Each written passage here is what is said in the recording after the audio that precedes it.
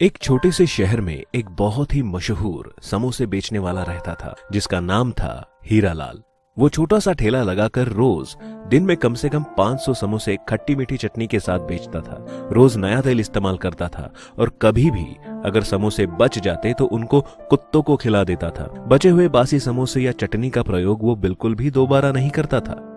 हीरालाल के हाथों से बनी चटनी भी ग्राहकों को बहुत ज्यादा पसंद थी, जिससे समोसों का स्वाद और बढ़ जाता था। और लोग भी कभी जानबूझकर तो कभी दोस्तों के साथ रेगुलरली हीरालाल के हाथों से बने समोसे और चटनी का स्वाद चखने आ जाते। कुल मिलाकर उसकी क्वालिटी और सर्विस बहुत ही बढ़िया थी। हीरालाल का लड़का अभी अभी शहर से अपनी MBA की बिजनेस मैनेजमेंट की पढ़ाई करके आया था। एक दिन लड़का बोला, पापा मैंने न्यूज में सुना है कि मंदी आने वाली है। हमें अपने लिए कुछ कॉस्ट कटिंग करके कुछ पैसे बचाने चाहिए। उस पैसे को हम मंदी के समय इस्तेमाल करेंगे। हीरालाल बोले, बेटा मैं अनपढ़ आदमी हूं, मुझे ये कॉस्ट कटिंग वोस्ट कटिंग नहीं आता, ना मुझसे ये सब होगा। बेटा तुझे पढ़ाया लिखाया है, अब ये सब कुछ तू ही संभाल। बेटा बोलता है, ठीक है पिताजी, आप रोज जो ये फ्रेश तेल इस्तेमाल करते हो ना, इससे अच्छा हम 80% फ्रेश और 20% पिछले दिन का जला हुआ तेल इस्तेमाल करेंगे। अगले दिन समोसों का टेस्ट हल्का सा चेंज तो था, पर फिर भी उसके 500 समोसे बिक गए। और शाम को बेटा बोलता है, देखा पापा, हमने आज 20% तेल के पैसे बचा लिए। और बोला, पापा इसे कहते हैं कॉस्ट कटिंग। हीरालाल खुश हो गए और बोले, बेटा मुझ अनपढ़ से तो ये सब नहीं होता, ये तो सब तेरे पढ़ाई लिखाई का कमाल है।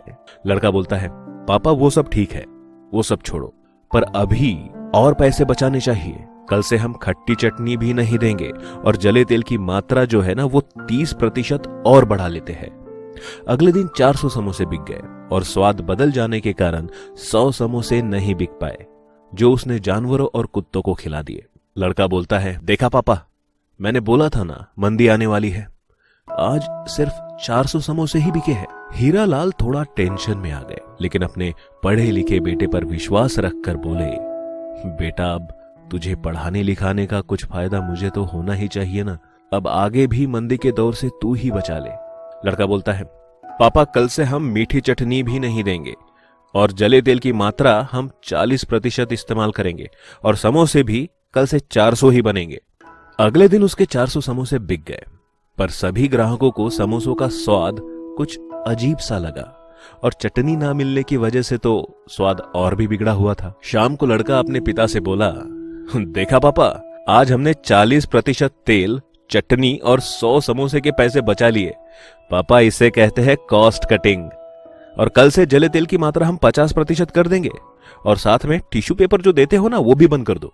अगले दिन समोसों का स्वाद कुछ और बदल गया और उसके 300 समोसे ही बिके। शाम को लड़का अपने पिता को बोला, पापा बोला था ना आपको कि मंदी आने वाली है। हीरालाल बोले, हाँ बेटा तू सही कहता है, मंदी आ गई है, अब तू ही देख आगे क्या करना है, कैसे लड़े इस मंदी से।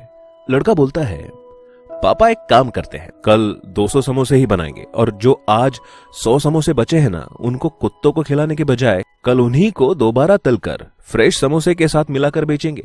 अगले दिन समोसों का स्वाद इतना बिगड़ गया कि कुछ ग्राहकों ने समोसे खाते वक्त हीरालाल को बोला भी और कुछ चुपचाप खाकर चले गए। आज उसके 100 समोसे ही बिके और फिर से 100 समोसे बच गए।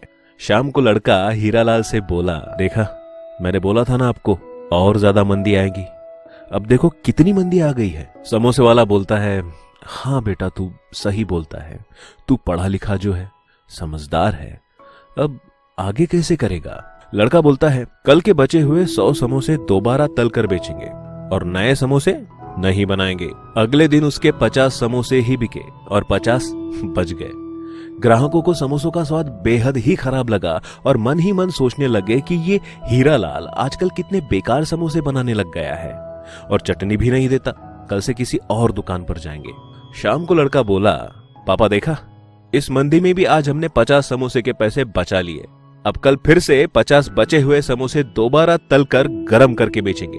अगले दिन उसकी दुकान पर शाम तक एक भी ग्राहक नहीं आया और बेटा बोला, देखा पापा, मैंने बोला था ना मंदी आएगी और देखो आज एक भी ग्राहक नहीं आया और हमने आज भी 50 समोसे के पैसे बचा लिए। इसे कहते हैं कॉस्ट कटिंग। हीरालाल समोसे वाला सब कुछ समझ गया था।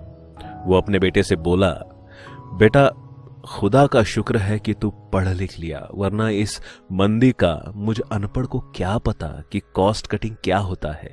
और अब एक बात सुन। बेटा बोलता है, क्या?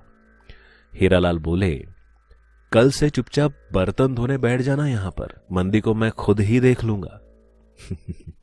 दोस्तों, एक चीज तो आपने नोटिस की होगी कि हीरालाल के समोसे लोग इसलिए खाने आते थे क्योंकि उसके समोसे में क्वालिटी थी, और जैसे जैसे क्वालिटी कम होती गई उसके समोसे भी कम बिके। और एक दिन ऐसा आया जब उसके पास एक भी ग्राहक नहीं आया क्योंकि समोसे की क्वालिटी खराब हो चुकी थी। जिंदगी का फंडा भी कुछ ऐसा ही है दोस्तों। आप अपने अर्निंग के लिए अगर ऐसा काम कर रहे हैं जिसमें लोगों का इन्वॉल्वमेंट है, लोग आपको सुनते हैं, लोग आपको देखते हैं, लोग आपने बनाई हुई चीजों का इस्तेमाल करते हैं, तो ध्यान रखिए, इसका मतलब यह है कि लोग आप पर आंख बंद करके विश्वास कर रहे हैं। और ये विश्वास तभी बनता है जब आपके बनाई हुई चीजों में, आपकी बातों में, आपके व्यवहार में, आप में क्वालिटी हो। तो वो विश्वास, वो उम्मीद बनाए रखे और किसी और की बातों में आकर अपने अंदर की क्वालिटी को, अपने अच्छे गुणों को कभी भी खुद से दूर ना होने दीजिए।